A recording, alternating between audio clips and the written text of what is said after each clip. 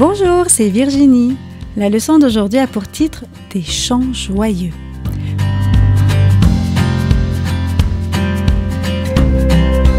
Le verset à mémoriser se trouve dans Luc 2, verset 14.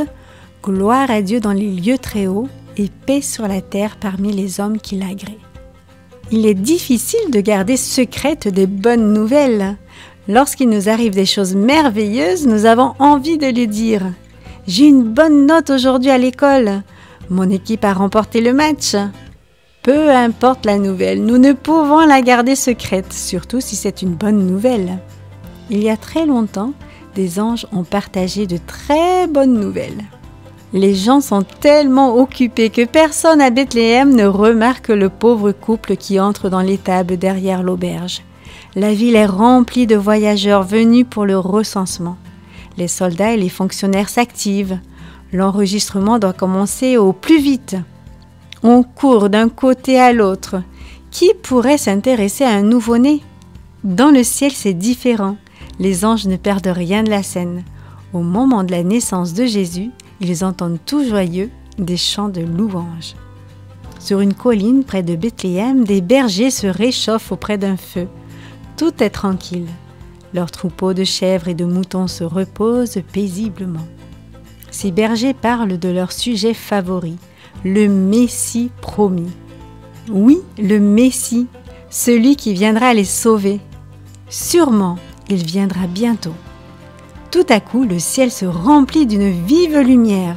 Les bergers se cachent les yeux, puis ils entendent une merveilleuse voix dire « N'ayez pas peur, je vous annonce une bonne nouvelle.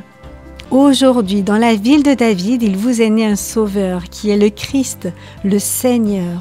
Vous trouverez un enfant emmailloté et couché dans une crèche. » Les bergers sont à peine revenus à leur étonnement que le ciel se remplit d'un chœur d'anges louant Dieu.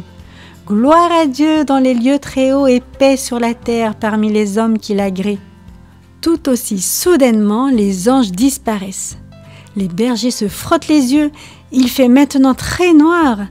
Ont-ils rêvé? Non, ils n'ont pas rêvé. Ils peuvent encore entendre l'écho des chants des anges résonner dans les collines avoisinantes. Les bergers sautent de joie. Ils doivent aller à Bethléem pour voir ce bébé de leurs propres yeux. Les bergers dégringolent la colline et courent jusqu'à Bethléem, annonçant la bonne nouvelle à tous ceux qu'ils croisent. Le Sauveur est né! Le Sauveur est né! Ils trouvent enfin l'étable. À l'intérieur, ils voient des ânes, des chameaux, une vache et des poulets. Puis ils aperçoivent le bébé couché dans la mangeoire avec Marie et Joseph à ses côtés. Sans faire de bruit, les bergers entrent, s'agenouillent à côté de la mangeoire et adorent le bébé.